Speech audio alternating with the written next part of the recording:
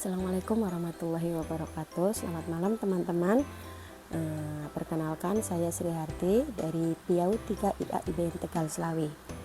Di sini pertama-tama saya ingin mengucapkan terima kasih yang sebanyak-banyaknya kepada Kak Teddy Kartino MPD selaku dosen pengampu mata kuliah Teknik Bercerita dan Mendongeng.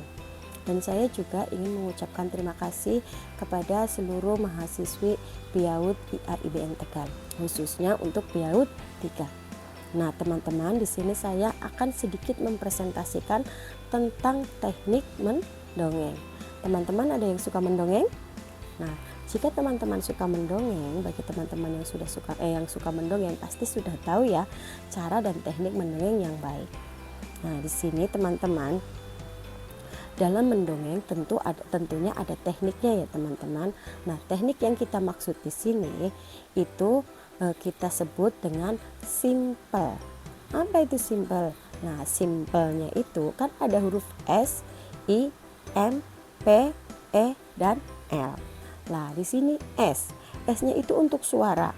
Dalam mendongeng, suara adalah bagian yang paling penting untuk menarik para audiens.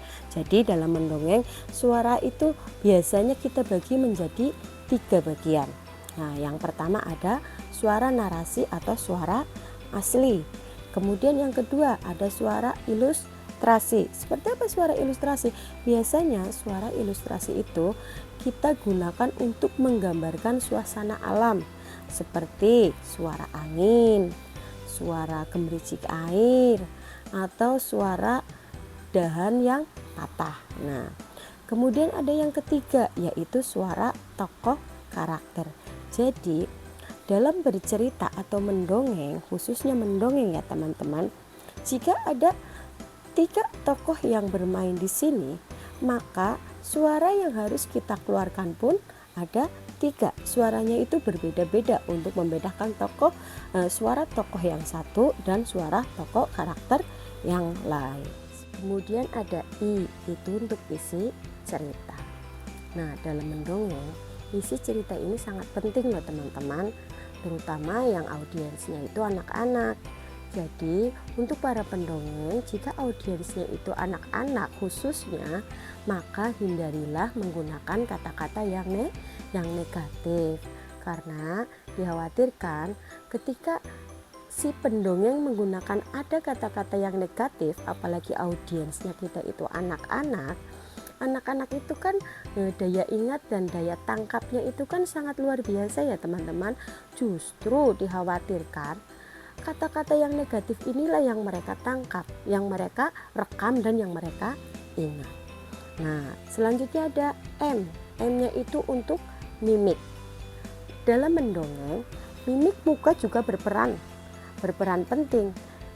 Kenapa? Ya, kalau kita mendongeng terus menggunakan ada beberapa karakter tokoh di situ, sebaiknya kita juga bisa memainkan mimik muka kita untuk karakter yang ini dan yang itu. Jadi tidak seperti sekarang contoh yang sedang saya bacakan ini kan tidak ada mimiknya itu flat atau datar seperti itu.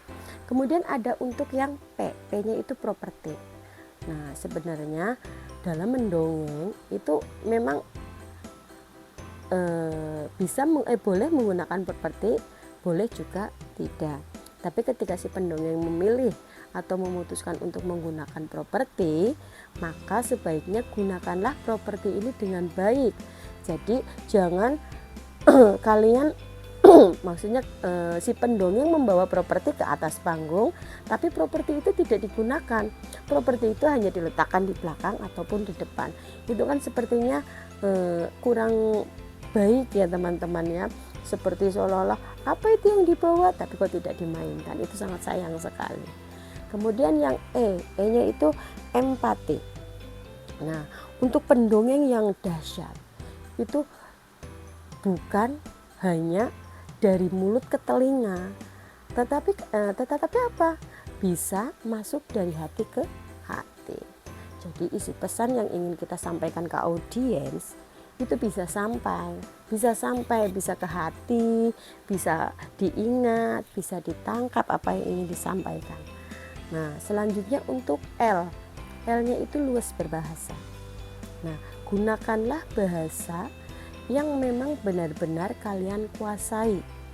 Entah itu bahasa Jawa, bahasa Indonesia, maupun bahasa yang lainnya. Yang penting kalian itu bisa menguasai. Jadi ketika kalian mendongeng itu bahasanya itu bisa tertata, tidak serta-merta hanya mengucapkan a, i, u, e, o tapi tidak jelas, sehingga si anak itu tidak tahu apa sih yang kak pendongeng itu katakan gitu. Dikhawatirkan seperti itu ya teman-teman ya. Nah, baik, demikianlah tadi sedikit presentasi saya tentang teknik mendongeng. Di sini saya ingin mengucapkan terima kasih sekali lagi kepada semuanya. Oke, terima kasih teman-teman. Assalamualaikum. Dadah.